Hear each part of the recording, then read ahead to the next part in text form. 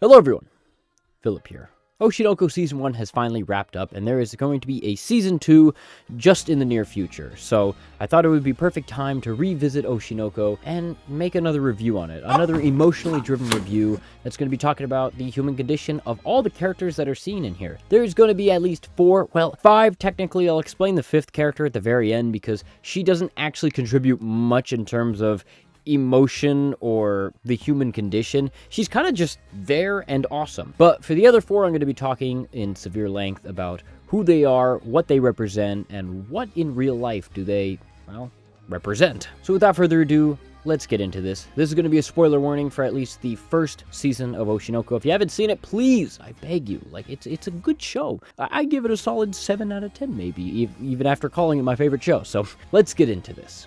So starting off, where are the characters right now? Well, we see Aqua and Ruby are entering high school, and they're entering this high school that's basically full of, how do you say, they're not celebrities, I'm going to call them micro-celebrities, like kind of a BS name that you throw around, because that's kind of what it is. All these kids in this high school are actors, they are influencers, they all contribute to the entertainment industry, and it's basically just a generic high school. Pretty much. We see them finally run into a girl named Kana Arima, who was introduced to us earlier in this series. She is the child actor that they met when they were children, and she has finally grown up and entered high school with them. And this is the first character I'm going to be talking about. I'm going to call her Kana. So Kana is a bit of an interesting take per se, because she's kind of grown up with this huge ego, this huge jump start. She was a child actor from the beginning, and she didn't really take it to heart that she would grow up. She always thought she would be on top. She's on top right now, so why would I ever be let down? Why would anything decline? And sadly,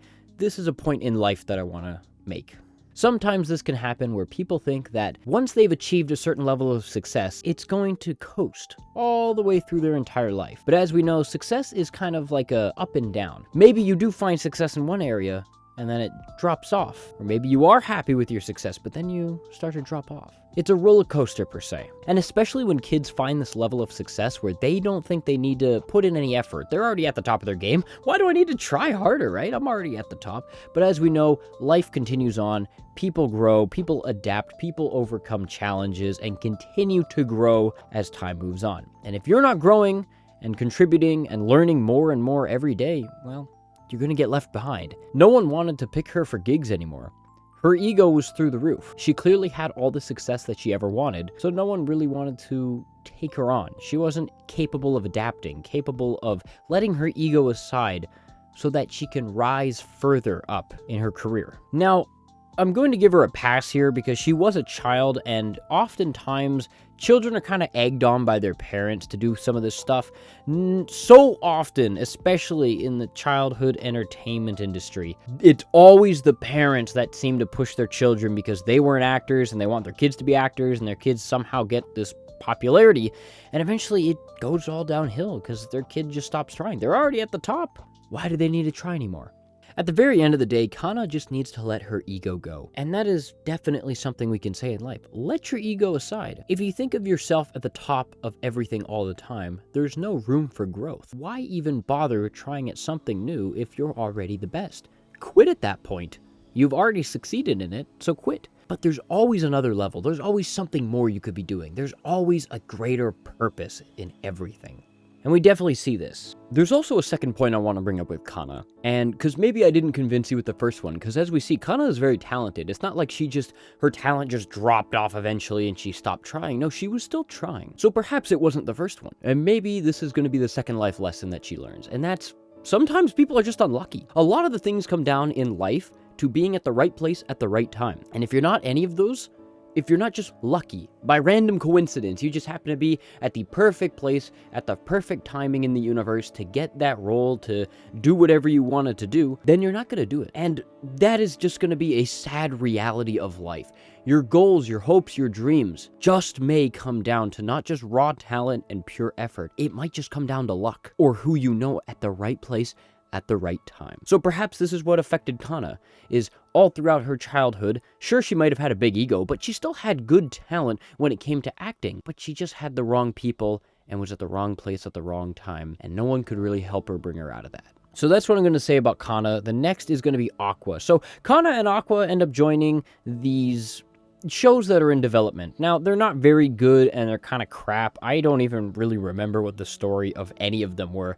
They were kind of just bleeding out their emotion on screen and talking about how every actor needs to find their inner chakra or something. I don't even remember. But it all sets up to Aqua getting a role in a romance comedy TV series. Basically, they get a bunch of like young adults and teens together and they end up putting them together and see which one dates which. It's basically reality TV shows. And Aqua is in this one, and I'm going to be talking about his at least 2 or 3 times this has happened in the series where he has an emotional breakdown due to PTSD. We see a character named Akane Kurokawa, sorry for that pronunciation, Akane Kurokawa, where she comes in and she is impersonating a Hoshino at a near perfect level, at the absolute pinnacle of acting, and it's too convincing for him. He actually thinks that his dead mom is there, and he weeps. Like, it's real. It's not a stage act that he's putting on, as we can see from the previous scenes where he was indeed acting. We all know Aqua. He's kind of a shallow, distant kind of person, a very clever schemer, per se. But in this instance, he wasn't acting, he wasn't scheming, he was crying, he was legit in tears, he was sad. And this perceives further and further. You'll get to see that in the next arc, which is the Tokyo Blade arc, which if you watch the series to the end, you would know. And we see him have another breakdown. I'm not going to bring it up here for just spoilers case, and we're only going to be talking about season 1, but this is the first instance of his PTSD. And it's a very sad thing. Not really much to say about in terms of the human condition, it's just sad. Some people have PTSD, some people have situations that they can't escape from, and unfortunately that leads to a lot of their personalities breaking down into what they really are. They're sad. They are angry, depressed, scared, and it's sad.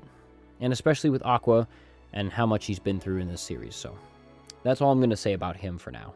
Next, we have Ruby. Ruby in this entire time has had a childlike innocence to her. Ruby is the reincarnated version of Sarina-chan. Sarina-chan really wanted to wear cute dresses, sing cool songs, get encores from the audience, and be able to make people smile. And Ruby has that exact same enthusiasm. She wants to wear the cute dresses. She wants to sing in front of audiences all throughout this place. And she wants to bring joy to people. And that's her entire character throughout this whole thing. She's very optimistic, very childish, very open to anything, any ideas, wonder, imagination. It's really, really cute to see. Because on the polar opposite end is Aqua, and Aqua just is miserable. He is experiencing the full length of watching his mother die, while Ruby is still optimistic, still has this childhood wonder to her. And yeah, that's kind of her entire personality throughout this.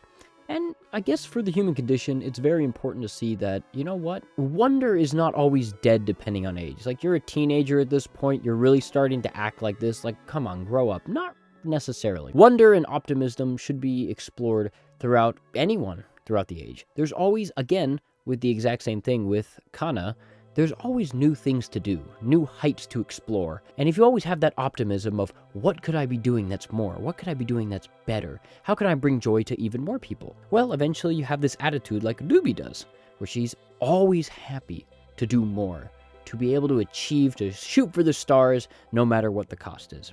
It's a very pleasant story with her. And last but not least, probably the biggest one that I want to talk about is Akane Kurokawa. Her entire story revolves around a lot. So, as I said before, she was on the dating show with Aqua.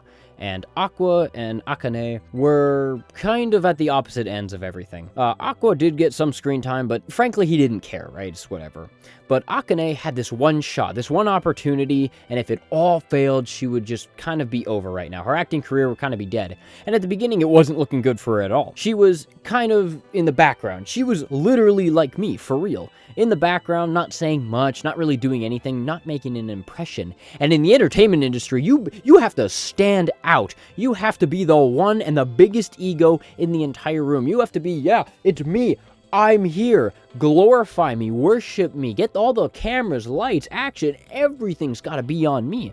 And it's very important to do that, especially in the entertainment industry. But she doesn't. And that leads to her kind of reacting out on stage. It was a complete accident on her end where she ends up slashing one of the people on set. And of course, that led to a lot of backlash of fans who saw the episode, as it is a reality dating show. All of this is captured in real time and not really edited heavily. So they all saw that and they all said, "You are a horrible person," saying nothing the entire series and then just causing harm on set. And this led to a ton of negative backlash that she had to then deal with. And that led to her having no escape. And like I said before, when you have no escape, that's when the suicide is real. That's when you really want to be concerned about someone, is when they go home, there's no escape. They go online, there's no escape. When they go to school or out in their work or doing anything else, there's no escape. And for Akane, you couldn't return to set because, you know, you just slashed one of the people there. You couldn't go online, everyone kind of hates you. If she didn't make it big, her career would be over. There'd be no point. There was no escape for her. And that leads her to the bridge scene, where she almost throws her life away. But as we can see, Aqua comes in clutch here and saves her from killing herself, saying, "Come on, like, don't do this, you idiot." And eventually that leads to her redemption, where she ends up, she's a masterful. We learn that she is one of the best actors to ever grace the big screen for anything whatsoever. She's able to adapt a personality of a dead pop star from 10 years ago into her own consciousness, and to be able to trick the son of Ai Hoshino into thinking that she really is her mother. Mind-blowing. I've never seen acting like that. Almost as good as Charlie's acting in The Hunger Games. I'd say almost, but it still tops it. There's no competing with that. And the human lesson that I want to take away from this is the fact that there might not be an escape that you see right in front of you.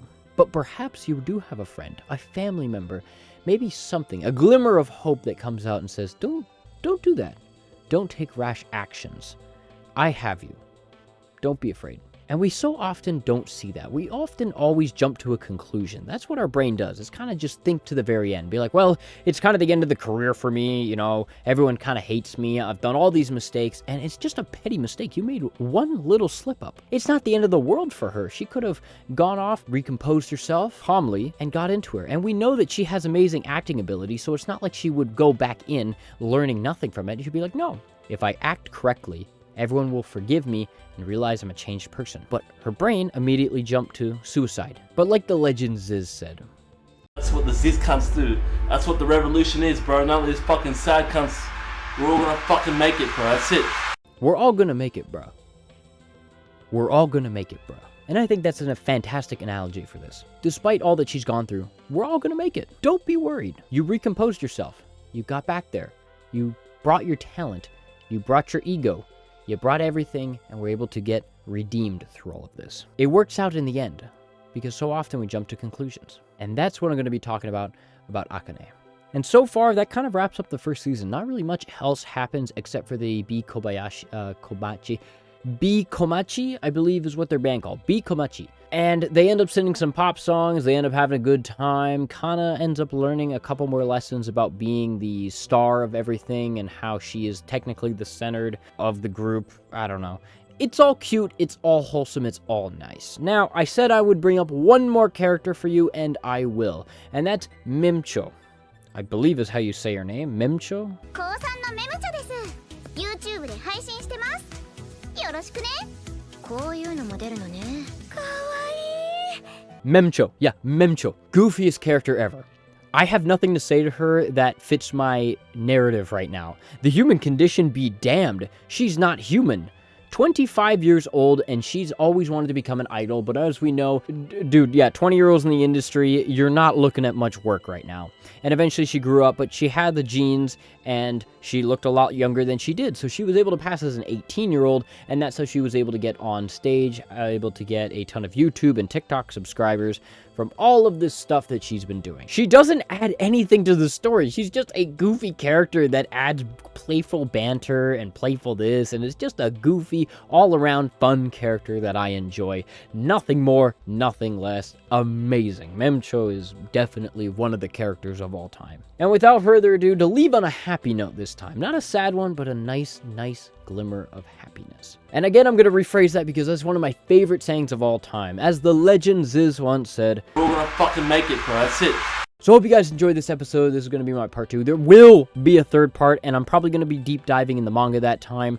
But there is a trip I have to make first to be able to make the ultimate cutaway, or maybe even just do the whole video there. So without further ado, that's going to be it for this video. Thank you all so much for watching. I hope you guys did enjoy, and I will see you all in another video or live stream.